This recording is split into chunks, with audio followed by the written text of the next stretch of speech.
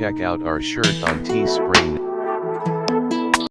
Hey folks, what's going on in the little world? A little curious, not too nosy, please put a comment because I would like to know. I'm going to talk about his HBO Max series called The Last of Us. This is a series based on a PlayStation game with the same name, and only has like 9 episodes. We talk about the first season of it that came out in 2023. So episodes could run from 43 minutes up to 81 minutes long. So the series starts in 2003, morning before everything goes wacky. Most of the first episode of through Sarah's eyes was she's going through because it was Joe's birthday, and her plan was go after school and fix his watch for him for his birthday. And during the first episode, it gives you little hints why did Joe and Sarah get affected, and they're Joe's brother. So personally, Sarah gets killed by a Marine. And then it flashes 20 years later, you meet up Joe at a quarantine zone in Boston, and his job is to burn the bodies.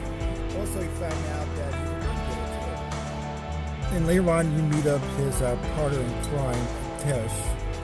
So to make a long story short, him and Tess meet up with a group of fireflies, or kind of renegades, in this group in Boston.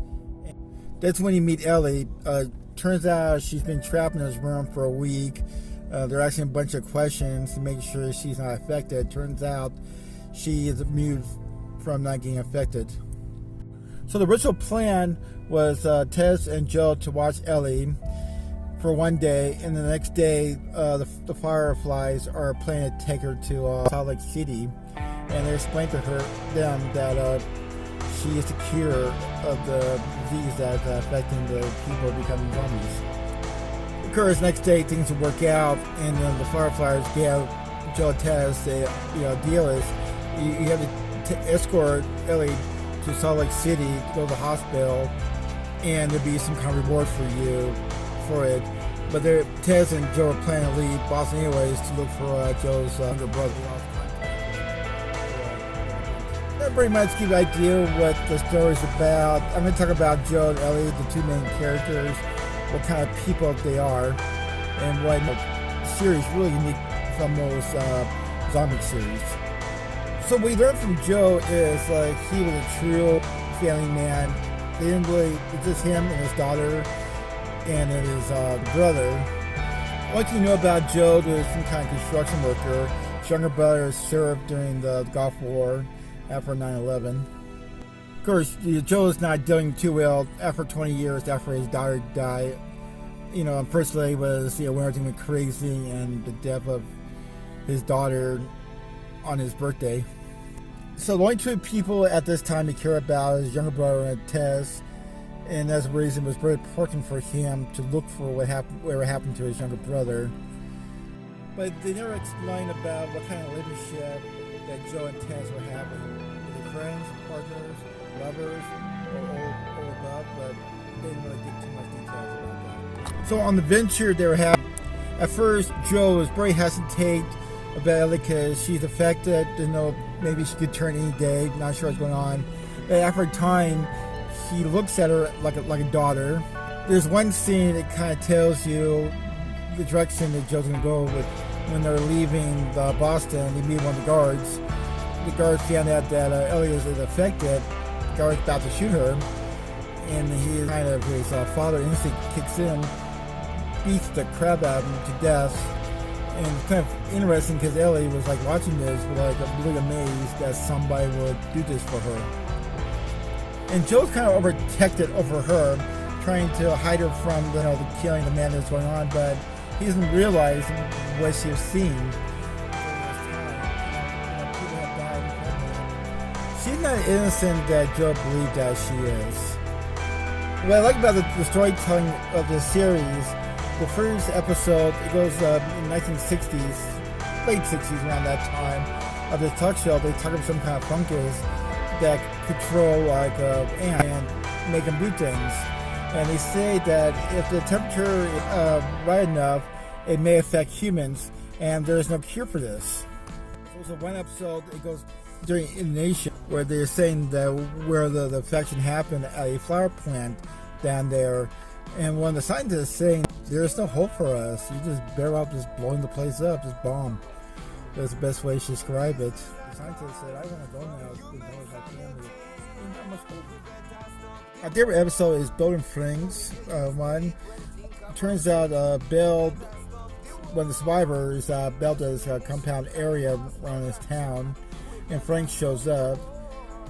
And then, they have a relationship, and it was really respectful in a way that these two people found each other during this time. And they're just two polar opposites. And Frank is Bill's anchor during the time, but the whole story is set up during things. There's not much Joe and Elliot. They mostly in this series, in this episode, they're mostly in it for like 5 minutes, but it's mostly about Bill and Frank and how they're going to survive in their little area. The story kind of goes like this. It goes like from days, weeks, years, and maybe a decade.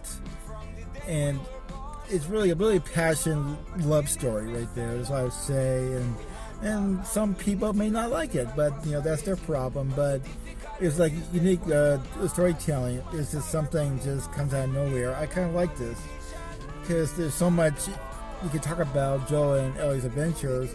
Sometimes you gotta go to a different direction to make the story more interesting. So, guys, one last episode I'll be talking about is mostly based on Ellie's flashback, her last night with Ellie.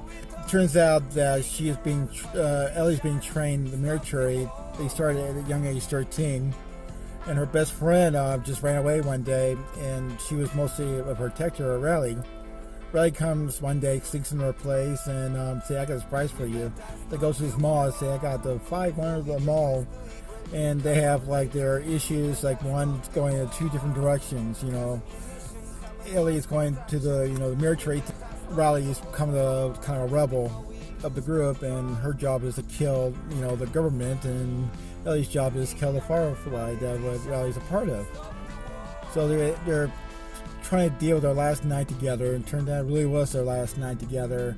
It was kind of unique watching these kids, like first time in quite a while, them being kids, having fun, doing what kids do the best.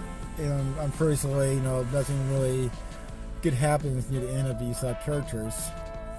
So on their little adventure, they meet different types of pockets of survivors. Some are doing a lot better, and most of them are not doing so good. And some have interesting ways of trying to survive the craziness. But my thoughts of this is a great series. I enjoy it. A lot of people may complain is like there's not too many zombie scenes. I think maybe there's like the whole first season, maybe there's like 15 minutes of zombies doing what they do best. But all the rest is more like character development. It's all about love, and love kind of makes you want to do bad things, and at the same time you're thinking you're doing good things or becoming selfish in a way. It is really good in the game, but there's sometimes they go to a whole different direction, and there's a good chance like season 2 is going to afford more in the future, and who's playing Ellie is going to be a different person, a much older Elliot. Season 2, that's what I've been hearing about. So it'd be interesting about the second season, but the first season, it was great. They worked it out, the whole storytelling is awesome. There's some heart-wrenching scenes, and there's some characters you like, but don't get too attached with some of these characters that they may not survive that long. Spoiler, I should have said that. So let me know what you think. Like, subscribe, maybe do better next time. Thanks for watching. Bye.